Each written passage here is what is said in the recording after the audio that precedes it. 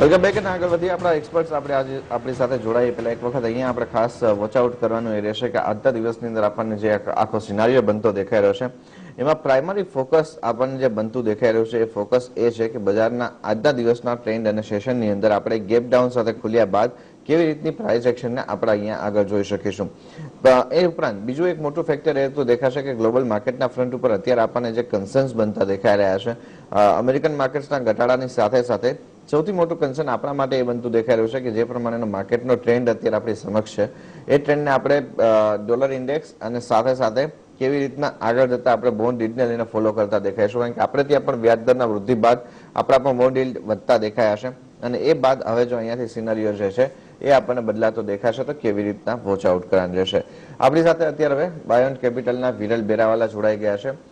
Viral, good morning. First of all તો આજે global સિનારીઓમાં જે ઇન્ટરેસ્ટ રેટ રાઇઝિંગનો આખો સિનારીઓ જોઈ રહ્યા છે અને પહેલા તો ECB તરફથી 11 વર્ષમાં પ્રથમ વખત વ્યાજદરમાં વૃદ્ધિ માટેની વાત કરવામાં આવી રહી છે.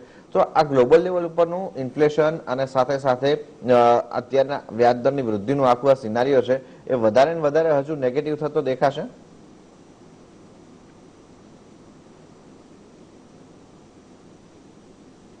એટલીસ્ટ યુએસમાં કે આ મહિને આપણું ઇન્ફ્લેશન ત્યાંનું પીક થઈ ગયું છે, પણ એકચ્યુઅલી નેક્સ્ટ મંથ જે આંકડા આવે છે એ પહેલા કરતા વધારે જ આવે છે.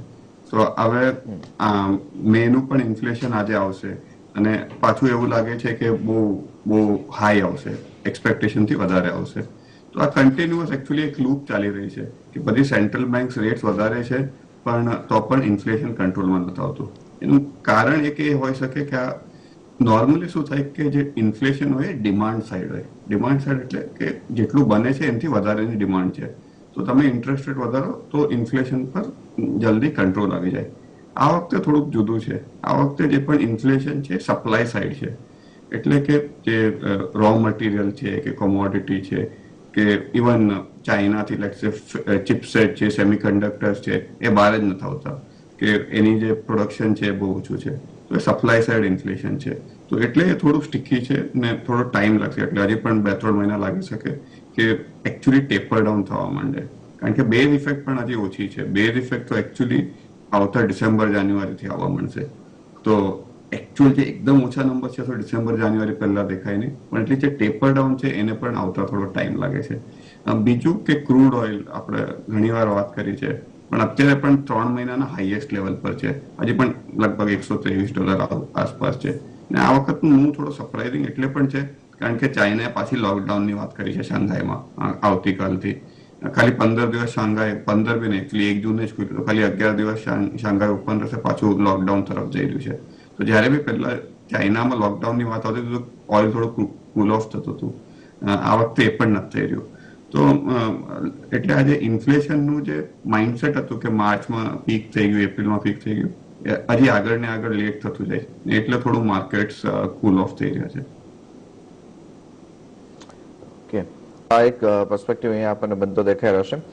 ડોમેસ્ટિક માર્કેટના ફ્રન્ટ ઉપર આપણે જો વાત કરવા જોઈએ તો વિરલ, અહીંયા આપનું હવે એક ધ્યાન શું બનતું દેખાઈ રહ્યું છે? જે પ્રમાણે અત્યારે આખો ડોમેસ્ટિક સિનારીઓ આપણી સમક્ષ આવતો દેખાઈ રહ્યો છે, જે હમણાં જ ધવલ વાત કરી હતા કે ગેપ ડાઉન ગેપ અપ વચ્ચેના આપણે કમ્પ્લીટલી ગ્લોબલ માર્કેટને ફોલો કરતા દેખાઈ રહ્યા છે, પણ આપણા જો મેક્રો ડેટાને આપણે જોવા જઈએ તો એને આપ સર કેવી રીતના રીડ કરી રહ્યા છો? કારણ કે આપણું જીએસટી કલેક્શન વધતું દેખાઈ રહ્યું છે અને ગવર્નર સાહેબે પણ જે પ્રમાણેના આપણને પોલિસીના ફ્રન્ટ ઉપરના જે સ્ટેટમેન્ટ આપતા દેખાયા છે, આપણે એટલી બધી ચિંતા નથી દેખાઈ રહી ઇન્ફ્લેશનના ફ્રન્ટ ઉપરની જેટલી આપણે ગ્લોબલ માર્કેટના ફ્રન્ટ ઉપર જોઈ રહ્યા છીએ. તો ઇન્ડિયામાં એકચ્યુઅલી આરબીઆઈ છેલ્લી જે 2 રેટ હાઇક હતી બહુ એગ્રેસિવ છે. એટલે લગભગ 35 દિવસમાં જ 2 રેટ હાઇક થઈ ગઈ ને એ બી 90 બેસિસ પોઈન્ટની થઈ ગઈ. તો એક રીતે આરબીઆઈ ઘણું પ્રોએક્ટિવ રહ્યું છે કે ઇન્ફ્લેશન આવે એ પહેલા જ કે પૂરું એટલે વધી જાય એ પહેલા જ રેટ હાઇક્સની સાયકલ ચાલુ કરીને એગ્રેસિવલી 2 રેટ હાઇક્સ મોટી રેટ હાઇક કરી દીધી. આપણું માર્કેટ સેટઅપ જોઈએ તો 2 વસ્તુ છે. ઇન્ડિયાનું માર્કેટ તમે જો નિફ્ટીના લેવલ જુઓ તો અત્યારે નિફ્ટી લગભગ એવરેજ પી પર છે. છેલ્લા 10 વર્ષનું જે એવરેજ પી છે અત્યારે પણ નિફ્ટી એના પર છે. પ્રોબ્લેમ એ નથી, પ્રોબ્લેમ રિલેટિવ છે. એટલે તમે જો ઇન્ડિયાને કમ્પેર કરો બીજા ઇમર્જિંગ માર્કેટથી, જે MSCI EM ઇન્ડેક્સ જોઈએ તો ઇન્ડિયા લગભગ 45 થી 55% પ્રીમિયમ પર ટ્રેડ થતું હોય છે. ઇન્ડિયા હંમેશા પ્રીમિયમ પર ટ્રેડ થાય છે, કારણ કે આપણું થોડું શું ટેક વધારે છે, કન્ઝમ્પશન વધારે છે, અને જનરલી પણ પરસેપ્શન છે કે ઇન્ડિયાની કંપનીઝ વધારે સારી રીતે મેનેજ થાય છે, બેટર ક્વોલિટી કંપનીઝ છે કમ્પેર ટુ ઇમર્જિંગ માર્કેટની કંપનીઝ. પણ વચ્ચે એ પ્રીમિયમ વધીને 100% થઈ ગયું હતું, ને હજી પણ એ પ્રીમિયમ લગભગ 80-85% છે. તો એક જે ફોરેનર છે એની પાસે ચોઇસ છે કે બીજા માર્કેટમાં ઇન્વેસ્ટ કરી શકે. બીજું, even in terms of numbers, છેલ્લા એક વર્ષમાં ઇન્ડિયા લગભગ બેસ્ટ પરફોર્મિંગ માર્કેટ્સમાં છે. જે ટોપ 2-3 બેસ્ટ પરફોર્મિંગ માર્કેટ છે એમાં રહ્યું છે, અને મેજર માર્કેટમાં તો બેસ્ટ જ રહ્યું છે. તો એ પણ એક છે. ઇનફેક્ટ એ એક વર્ષનું નહીં, છેલ્લા 10 વર્ષમાં પણ જુઓ તો compare to emerging market India best performer છે. તો એ પણ થોડું શું પ્લે આઉટ કરે. ત્રીજું રીઝન, જે અર્નિંગ્સનું જે છેલ્લા 7-8 વર્ષથી શું થયું છે કે લગભગ નિફ્ટીના જેટલા અર્નિંગ વધ્યા માર્કેટ એટલું વધ્યું છે. તમે જુઓ 2015-16માં જ્યારે નિફ્ટી 8,000 હતું, અત્યારે 16,000 આસપાસ છે. અર્નિંગ્સ પણ ડબલ થયા છે. નિફ્ટીના જે અર્નિંગ્સ એ ટાઈમે 380-390 રૂપિયા હતા, એ અત્યારે વધીને 780 છે, અને આવતા વર્ષનું 870ની ઈપીએસ, નિફ્ટી ઈપીએસ નું એસ્ટિમેટ છે. તો એટલે ઇન્ડિયા ઓન ઇટ્સ ઓન સારું કરી રહ્યું છે, but compare to other market India ઘણું મોંઘું છે, અને એટલે બહુ મોટું શું કહેવાય એફઆઈ નું બાઇંગ આવવાનું હમણાં શક્યતા ઓછી લાગે છે. ઇનફેક્ટ આજે સેલિંગ છે એ હજી લાંબો ટાઈમ ચાલી શકે.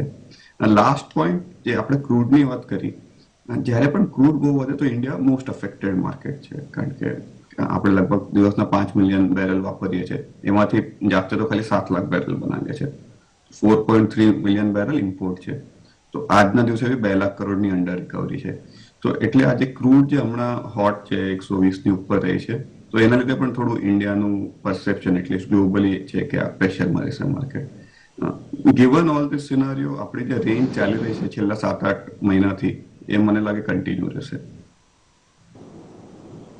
ઓકે, તો અત્યારે આપણને એક પર્સપેક્ટિવ ગ્લોબલ માર્કેટના ફ્રન્ટ ઉપરનો આવતો આખો દેખાઈ રહ્યો છે, પણ અહીંયા એક વ્યૂ બનતો દેખાઈ રહ્યો છે. અને આખો બેન્કિંગ સેક્ટર માટેનો એક પર્સપેક્ટિવ આપણી પાસેથી પણ વિરલ સમજવા માંગીશું. જે રીતના આપણે જોઈએ તો નેટ ઇન્ટરેસ્ટ માર્જિન અને ક્રેડિટ ગ્રોથ, આ બંનેના ફ્રન્ટ ઉપર આપણને ઇમ્પેક્ટ આવતી દેખાશે આરબીઆઈના વ્યાજદરના વૃદ્ધિ માટેની. આપનું અહીંયા શું ધ્યાન બની રહ્યું છે બેન્કિંગ સેક્ટર માટે થઈને? જો આ સિચ્યુએશનની અંદર કેવી રીતના હવે ગ્રોથ વોચ આઉટ કરવા રહેશે? કારણ કે ક્રેડિટ ગ્રોથ આપણે જે પાછો ફરતા જોયો હતો, એ કદાચ હવે આ વધતા વ્યાજ દર ફરી પાછો ઘટાડતા દેખાશે. જો ક્રેડિટ ગ્રોથ છે, એકચ્યુઅલી ઘણું તમે આખી સાયકલ જો તો ઘણો રિટેલ લેડ છે. કોર્પોરેટ સાઇડ શું થયું છે કે એકચ્યુઅલી ડીલિવરેજિંગ થયું છે. ઘણા બધા પુઅર કોર્પોરેટ્સ હતા કે જ્યાં એકચ્યુઅલી બેડ લોન્સ હતા, એ બધા આઈપીસી થ્રુ એ બધા લોન્સ નીકળી ગયા છે. તો ક્રેડિટ ગ્રોથ રિટેલ લેડ છે, તો મને લાગતું નથી કે બહુ મોટો સ્લોડાઉન આવે. ઓફકોર્સ જે છેલ્લા 3-4 મહિના જેટલું ગ્રોથ નહીં આવે, પણ થોડું બહુ મોટો સ્લોડાઉન પણ નહીં આવે in terms of credit growth. More important point અત્યારે જે આપણે વોચ આઉટ કરવાનું રહેશે કે બેંક્સના જે માર્જિન્સ છે એ કેવી રીતે, જે નેટ ઇન્ટરેસ્ટ માર્જિન છે એ કેવી રીતે ટ્રેન્ડ થાય છે. નેટ ઇન્ટરેસ્ટ માર્જિન્સમાં શું થશે કે બે હોય, એટલે 2-3 રીતે બેંક્સે લિંક કર્યા એ લોકોની જે એસેટ બુક છે. એક તો એક એક્સટર્નલ બોરોઇંગ, એક્સટર્નલ રેટથી. તો જેમ જ આરબીઆઈના રેટ્સ વધે તો એ ઇમિડિયેટલી રીપ્રાઇસ થઈ જાય. તો એમાં આઈસીઆઈસીઆઈ બેંકનું જે પ્રપોર્શન છે એ સૌથી વધારે છે. તો આઈસીઆઈસીઆઈ બેંકના નેટ ઇન્ટરેસ્ટ માર્જિન્સ મને લાગે છે સૌથી બેસ્ટ ઓર સૌથી ફાસ્ટ, એટલીસ્ટ શોર્ટ ટર્મમાં ઇમ્પ્રૂવ થશે. બીજું છે જે એમસીએલઆર રેટ છે, તો એના જે રીપ્રાઇસિંગ હોય એને ટાઈમ લાગે. સો આ તો એસેટ સાઇડ છે. એમની જે લાયબિલિટી સાઇડ છે, જે ફિક્સ ડિપોઝિટ છે કે સેવિંગ્સ એકાઉન્ટની જે રેટ છે, એ જનરલી થોડા લેગથી ઉપર થાય, કારણ કે ફિક્સ ડિપોઝિટ હોય તો જૂના રેટ્સ પર ફિક્સ છે, એના મેચ્યોર થાય એના પછી નવા રેટ્સ પર પાછી રીપ્રાઇસ થાય. તો જે નેક્સ્ટ 3-4 મહિના 5 મહિનાનો જે ટાઈમ આવશે, ત્યારે નેટ ઇન્ટરેસ્ટ માર્જિન્સ આખા બેન્કિંગ સેક્ટરના પોસિબલી વધશે, પણ સૌથી બેસ્ટ પ્રોબેબલી આઈસીઆઈસીઆઈ બેંક રહેશે, ને may be second best among large banks may be SBI રહેશે. ઓકે, એ સાથે જ વિરલ, આજે ટીસીએસના એન ચંદ્રશેખરન તરફથી જે આપણને નિવેદન આવતું દેખાયું છે, જે સ્ટેટમેન્ટ આવતા દેખાયા છે ગ્રોથ અને મોંઘવારીને લઈને, અને ખાસ કરીને તેઓ જે પ્રમાણે અહીંયા વાત કરી રહ્યા છે કે જે ગ્લોબલ લેવલ ઉપરના સિનારીઓ છે તે હજુ પણ આપણને અહીંયાથી થોડો વર્સન અને વીકેન્ડ થતો દેખાઈ શકે તેમ છે. જો તમે સર આ સ્ટેટમેન્ટ જોયા હોય તો આપનો મત શું બની રહ્યો છે, જે પ્રમાણે TCS ના મેનેજમેન્ટની આ કમેન્ટ્રી આવી છે એના ઉપર? શ્યોર. તો સ્ટેટમેન્ટ એકચ્યુઅલી બે લેવલથી હતું. તો એક તો એમાં એ પણ હતું કે ઇન્ડિયાનું જે IT એક્ટ છે એના માટે પણ એમને સ્ટેટમેન્ટ આપ્યું હતું કે ડિજિટલ એક્ટ તો છે. બીજું જે એમને માઇક્રો પર સ્ટેટમેન્ટ આપ્યું હતું કે હજી પણ વર્ઝન થઈ શકશે. તો એ પોઈન્ટ તો બરાબર છે, કારણ કે જો ઇન્ફ્લેશન હશે ત્યાં રેટ્સ વધતા રહેશે, કોમોડિટી પ્રાઇસ ઇન્ફ્લેશન છે, તો સેટલ થતા ટાઈમ લાગશે. માર્કેટ ફોરવર્ડ લુકિંગ હોય તો માર્કેટે કદાચ અમુક હદ સુધી ડિસ્કાઉન્ટ કરી લીધું છે, બટ એકચ્યુઅલી ઇકોનોમીમાં જે ઇમ્પેક્ટ આવતા ટાઈમ લાગશે, તો એ જે 4-5 મહિના હશે. એટલે મારું એ સ્ટેટમેન્ટનું રીડિંગ એ છે કે એમનું કહેવાનું મત એ છે કે હજી 4-5 મહિના સુધી આ પૂરું સેટલ થતા ટાઈમ લાગશે. બીજું જે એમનું ડિજિટલ એક્ટનું કહેવાનું હતું, તો ઇન્ડિયાનો જે IT એક્ટ છે એ એકચ્યુઅલી લગભગ 20 વર્ષ જૂનો છે, ને 20 વર્ષ પહેલા એ બધો જે એક્ટ બનેલો ત્યારે ઇન્ટરનેટ એટલું મોટું નહોતું કે એટલા ડિજિટલ પેમેન્ટ નહોતા કે UPI નહોતું. તો એને રિવેમ્પ કરવાનું ઘણું બધું જોર આપ્યું છે.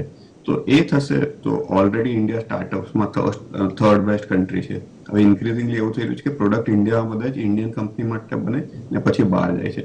તો એ બધું ઇઝ આઉટ થઈ જશે. તો એકચ્યુઅલી જે ટેકનોલોજી કંપનીઝ માટે છે કે ઇવન લોકલ ઇન્ડિયન કંપનીઝ છે કે જે B2C પ્લેસ છે એના માટે સારું થઈ શકે. ઓકે, તો વેલકમ બેક. અને આપ જોડાઈ ગયા છો માર્કેટ મુહૂર્તની અંદર. આપણા એક્સપર્ટ્સ આપણી સાથે જોડાયેલા છે, વિરલ બેરાવાલા, રાહુલ શાહ અને ધવલ વ્યાસ. તો આપણે ચર્ચા કરી રહ્યા હતા બ્રેક પર જતા પહેલા આજના દિવસના બેન્કિંગ અને ખાસ કરીને IT સેક્ટર માટેની. પણ આજે એક બીજું મોટું ફોકસ રહેતું દેખાશે આપણને ક્રૂડ સાથે કનેક્ટેડ જે કંપનીઝ છે એના ફ્રન્ટ ઉપર. $124 પાસે પહોંચ્યા બાદ બ્રેન્ટ આપણને થોડુંક એક કુલ ઓફ થતું દેખાઈ રહ્યું છે. પણ જોકે હવે આ કુલ ઓફ કેટલું ટકે છે એ આપણે વોચ આઉટ કરવાનું રહેશે. $122 પાસે તો હજુ પણ અહીંયા ટ્રેડ થતો દેખાઈ રહ્યો છે. પહેલા વિરલ એક વખત સમજાવો કે અહીંયા OMCs અને જે રિફાઇનિંગ કંપનીઝ છે એ બંનેના ફ્રન્ટ ઉપર આપણે આ જે ક્રૂડ પ્રાઇસીસ છે એની ઇમ્પેક્ટ કેવી રીતના જોવી જોઈએ? આ કદાચ ટાઈમ બિંગ આપણને થોડા સમય માટેનો ભાવ દેખાઈ રહ્યો છે કે હવે આપણે $100 ઉપરના ક્રૂડ માટે થઈને હેબિચ્યુટેડ થવું પડશે?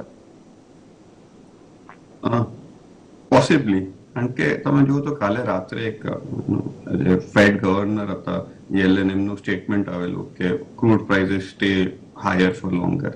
એટલે પોસિબલ છે કે આ ક્રૂડ પ્રાઇસીસ ઉપર રહી શકે. હવે આજના ભાવથી કે ઇવન આજના ભાવ કરતાં થોડું ઓછું પણ તમે જો $115 પણ ભાવ પકડો તો લગભગ, ને જો ગવર્મેન્ટ ભાવ ના વધારી શકે અહીંયાથી, તો લગભગ 2 લાખ કરોડની અંડર રિકવરી છે. એટલે હવે અંડર રિકવરી કોણ શેર કરશે? BPSP, IOC અને ONGC માંથી કોણ શેર કરશે? કેટલી કન્ઝ્યુમરને પાસ કરશે? ગવર્મેન્ટ કેટલો ટેક્સનો હિટ લેશે? તો આ બધા ઇસ્યુ છે. તો ક્લિયરલી જો પાસ ઓન કરે, છેલ્લા ઓક્ટોબરથી લઈને મે સુધી ખાલી ₹8.80 ભાવ વધ્યો છે, ને લગભગ 7 થી 9 રૂપિયા ગવર્મેન્ટે એક્સાઇઝ રિડ્યુસ કરી છે. પણ હજી પણ એટલીસ્ટ ₹20 ગેપ છે, અને આ ₹20 ગેપ જો પાસ ઓન કરે, પ્રાઇસ વધારી દે, તો પછી ઇન્ફ્લેશન એકદમ શૂટઅપ થઈ જશે. કારણ કે ક્રૂડનું ખાલી ટ્રાન્સપોર્ટેશન માટે નથી, પણ આખું જ પેટકેમ, એટલે આખું જ લોજિસ્ટિક્સ કોસ્ટ, પેકેજિંગ કોસ્ટ, બધા પર જ ઇમ્પેક્ટ આવતો રહેશે. તો આ for India this is the biggest risk. એના લીધે જ આજે OMC કંપની છે અને ONGC છે એ લોકો એકચ્યુઅલી સૌથી મોટા બેનિફિશિયરી હોવા જોઈએ. ઓલમોસ્ટ સિંગાપુર GRM $20 થી $30 ચાલી રહ્યું છે, બટ આ સ્ટોક્સ એટલે જ આટલા નીચે છે કારણ કે આ અંડર રિકવરી પાસ ઓન નથી થઈ રહી. ઓકે, તો બજાર ચોટો માટેનો આપણને વ્યૂ. વિરલ, આપ કેવી રીતના અહીંયા જોવો છો? બોર્ડ તરફથી બાયબેકને મંજૂરી મળશે તો એ કેવી રીતના ક્વોન્ટમમાં આવતી દેખાય છે, અને જે પ્રમાણેનું રિસન્ટ ટાઈમની પ્રાઇસ મુવમેન્ટ આવતું દેખાઈ ચૂક્યું છે, તો કોઈ વધારે મોટા પ્રીમિયમ જનરેટ થાય બાયબેકના ફ્રન્ટ ઉપર એવી સંભાવના આપને દેખાઈ રહી છે? ડેફિનેટલી. તો લગભગ તમે બજાજ ઓટોનું એ જુઓ, કેશ પર શેર જુઓ તો લગભગ ₹660 છે, અને કંપનીનું નેટવર્ક પણ મોટું છે. તો જ્યારે બાયબેક થાય ત્યારે બે કન્સિડરેશન હોય કે અપ ટુ 25% ઓફ નેટવર્ક સુધીનું તમે બાયબેક કરી શકો. તો એમાં પ્રોબ્લેમ ના થવો જોઈએ. કંપની માટે કેશ પણ, મેં કીધું, ₹660 કેશ પર શેર છે. તો બાયબેકનું ક્વોન્ટમ પોસિબલ છે કે ઘણું મોટું થશે, અને મોસ્ટ લાઇકલી એ ઓપન માર્કેટ બાયબેક નહીં, ટેન્ડર ઓફર બાયબેક હશે. તો ટેન્ડર ઓફર બાયબેક જો રિઝનેબલી સક્સેસફુલ કરવું હોય, ઇન્સ્ટિટ્યુશનલ પાર્ટિસિપેશન જોઈતું હોય તો એ પ્રીમિયમ પર જ આવવું પડશે. તો હાઈ પ્રોબેબિલિટી કે જે બાયબેક છે એ પ્રીમિયમ પર આવશે. બજાજ ઓટોમાં બીજું થોડું ડિસ્ટિંક્શન એ બી છે બીજા ટુ વ્હીલર કંપની સાથે કે એનું ઘણું મોટું જે સેલ્સ છે આઉટ ઓફ ઇન્ડિયા છે, રાઈટ, 60 કન્ટ્રીમાં વેચે છે. પાછું થ્રી વ્હીલર્સમાં છે, થ્રી વ્હીલર્સમાં લગભગ 64% માર્કેટ શેર છે એની પાસે. તો થોડું શું એ કંપની હેસ્ટ પણ છે. તો ભલે ટુ વ્હીલર્સમાં કદાચ ઈવી નો ઇમ્પેક્ટ આવે, વહેલો આવે મોડો આવે, બટ બજાજ ઓટોમાં બીજો એડવાન્ટેજ એ છે કે હેજ છે, એક્સપોર્ટ છે, જે માર્કેટ ઠીકઠાક ચાલી રહ્યું છે. ઘણું બધું એક્સપોર્ટ આફ્રિકામાં છે ને જે લોકો ઓઇલ પ્રોડ્યુસર્સ છે, તો એ એક્સપોર્ટ્સ એકચ્યુઅલી આ હાઈ ઓઇલ પ્રાઇસમાં સારું કરી શકે. અને થ્રી વ્હીલર માર્કેટ શેર છે એનું 60-65% આસપાસ મેન્ટેન રહે છે. ઓકે, એટલે મેઇનલી અહીંયા તમે જો તો જે પ્રમાણેનું એક્સપોર્ટનું એક બેનિફિટ છે એ આપણને જ્યારે અહીંયા ડોમેસ્ટિક ફ્રન્ટ ઉપરના વેચાણની અંદરના કન્સેન્સ હતા ત્યારે આપણને આવતો દેખાઈ ચૂક્યો છે. આપણે આગળ વાત કરીશું કેવી રીતનું આપણને બનતું દેખાય છે. તમે જો જે પ્રમાણે અત્યારે આપણને ક્રૂડના ફ્રન્ટ ઉપરથી આંકડાઓ આવતા દેખાઈ રહ્યા છે, થોડુંક એક કુલ ઓફ થતું દેખાઈ રહ્યું છે, તો એની ઇમ્પેક્ટ આપણને અહીંયા વોચ આઉટ કરવાની રહેશે કે કેવી રીતના એ આપણને આગળ વધતું દેખાય છે. 77 રૂપિયા 80 પૈસાના સ્તર હવે આપણને રૂપિયાના ફ્રન્ટ ઉપર આવતા દેખાઈ રહ્યા છે, તો ક્યાંક ને ક્યાંક અહીંયા આપણને વધારે એક નેગેટિવિટી તરફનો ટ્રેન્ડ જે છે તે આગળ વધતો જોવા મળી શકશે. એના ઉપર ખાસ ધ્યાન રાખવાનું રહેશે.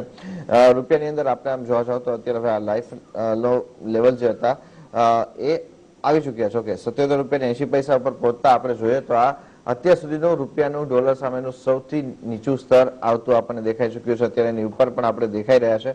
તો આ એક સિનારીઓ આજના દિવસ માટે આપણે ડેફિનેટલી થોડોક વધારે એફઆઈએસ ના સેલિંગને પ્રેરિત કરતો દેખાય એવો બનતો દેખાઈ શકે છે. બીટ સેટલ થયા છે આધાર ઉપર અત્યારે આપણે જોઈએ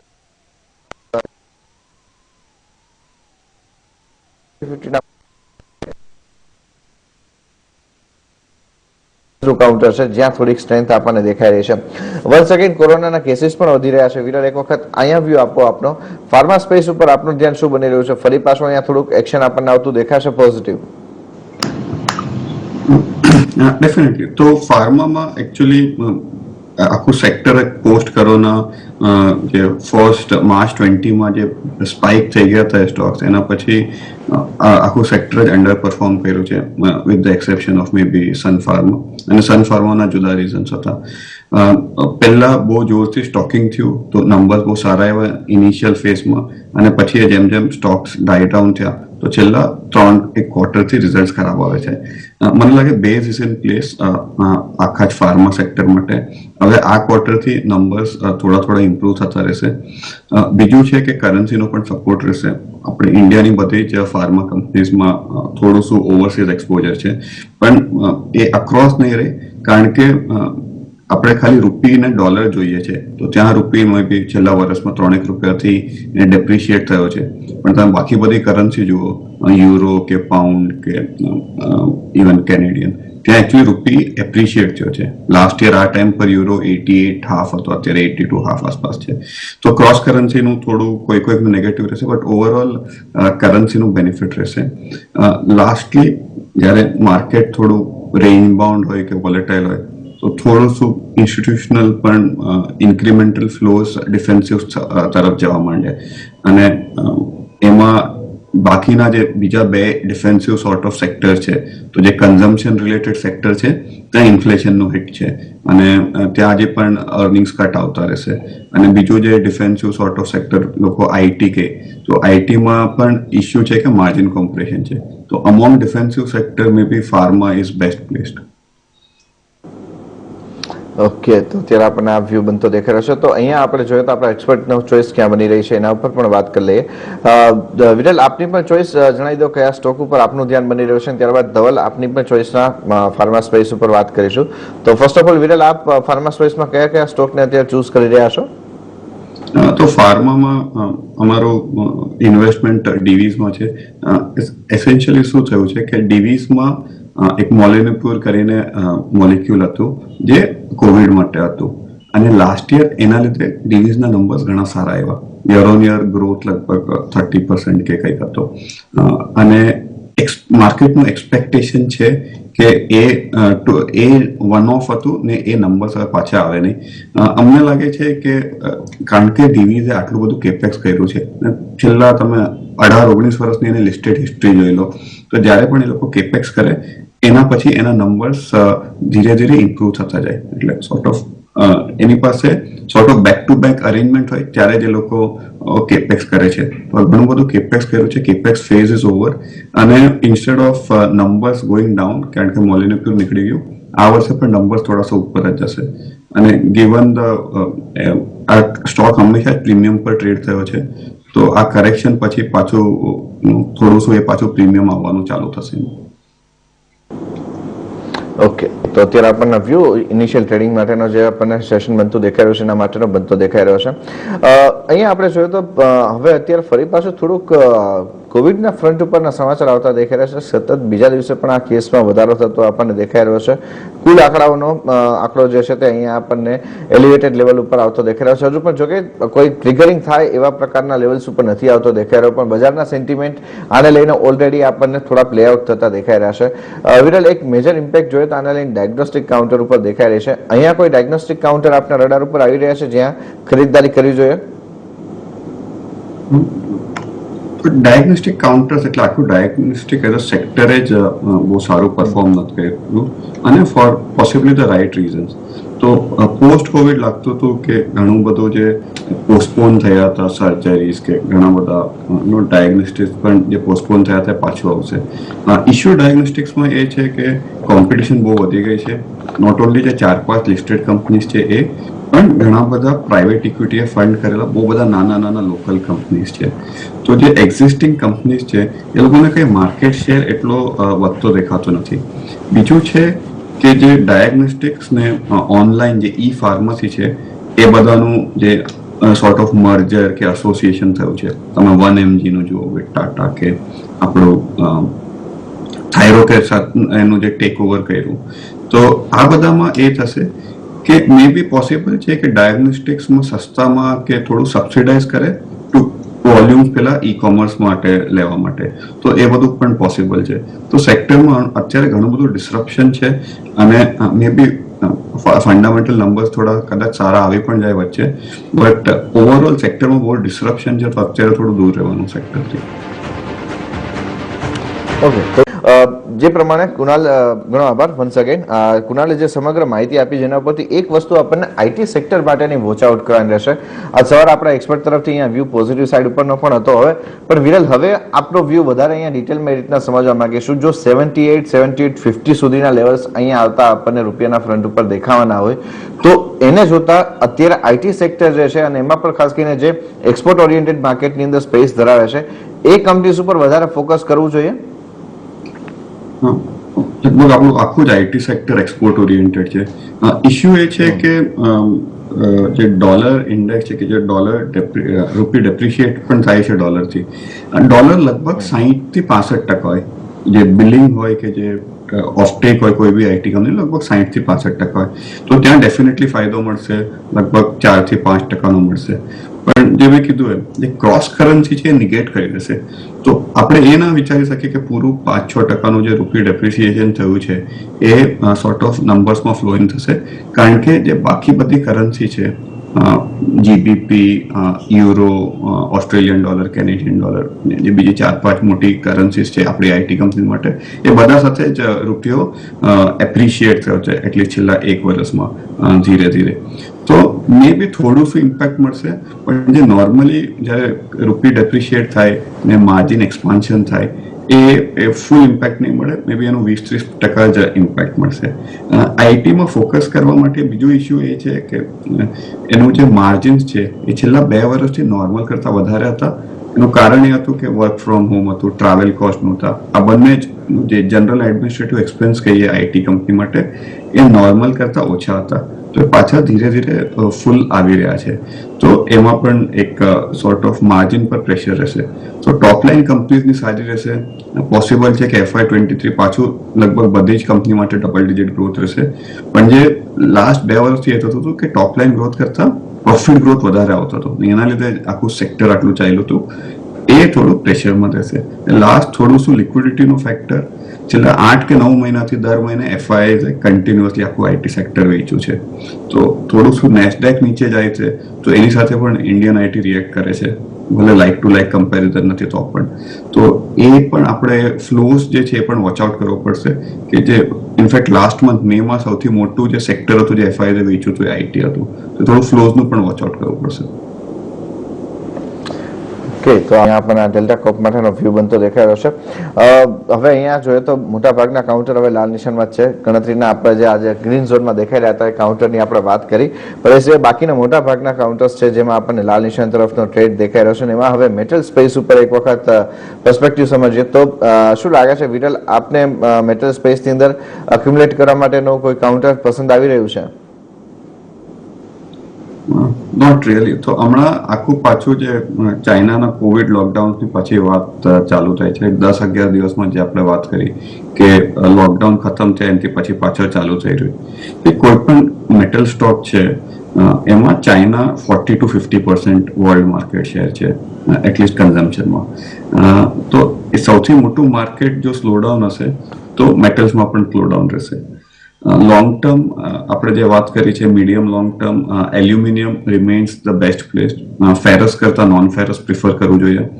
છેલ્લા તમે ફંડામેન્ટલી જુઓ તો છેલ્લા 10 વર્ષથી લગભગ કશું કેપેક્સ થયું જ નથી. તો જ્યારે પણ ડિમાન્ડ આવશે પાછી તો એસ્પેશિયલી નોન ફેરસ બહુ સારું કરશે. સો એલ્યુમિનિયમના બે કાઉન્ટર ફોર લોંગ ટર્મ અમારે વેદાંતા સારું લાગે, પણ વેદાંતા હિન્ડાલ્કો તમે બે કન્સિડર કરી શકો. મેટલ્સમાં જનરલી ઇન્વેસ્ટ કરવાનો ટાઈમ એ હોય જ્યારે કોમોડિટી બેઝ કોમોડિટી પ્રાઇસ વધવા માંડે. એ અત્યારે સોર્ટ ઓફ રેન્જ બાઉન્ડ છે. તો એ જ્યારે થોડું વધી જાય, મે બી સ્ટોક્સ અત્યાર કરતાં 5-10% વધારે મોંઘા હશે, પણ દેટ ઇઝ ધ ટાઈમ, એટલે ત્યારે તમારે નોન ફેરસ સ્ટોક્સ જોવા જોઈએ. ઓકે, તો આ રિપોર્ટ માટેનો આપણને વ્યૂ. એક વખત અદાણી ગ્રુપ ઉપર વિરલ આપનો વ્યૂ સમજવા માંગીશું. જે પ્રમાણે આખા ગ્રુપની અંદર પ્રાઇસ એક્શન આપણને આવતું દેખાઈ રહ્યું છે, કોઈ પર્ટિક્યુલર કાઉન્ટર આપ અહીંયા ચૂઝ કરી રહ્યા છો આ ગ્રુપમાંથી? Within the group Adani port એક બેસ્ટ પ્લેસ રહેશે. તમે બાકી બધાના તો વેલ્યુએશન થોડા પીઅર સેટ કરતા ઘણા મોંઘા છે. બે વસ્તુ, અડાની પોર્ટ ઇવન કોવિડ પણ હતું તો પણ 11,000 કરોડ લગભગ જે એનું ટર્નઓવર હતું માર્ચ 19માં, એ માર્ચ 22માં વધીને 16,000 કરોડ રહ્યું છે. ઓપરેટિંગ પ્રોફિટ માર્જિન કારણ કે એની મેક્સિમમ કે નોર્મલ યુટિલાઇઝેશનથી ઘણા ઓછા ચાલ્યા હતા. ડિસ્પાઇટ ધેટ પણ ગયા વર્ષના લોકોનો પ્રોફિટ લગભગ 5,000 કરોડ આસપાસ હતો, 4,800.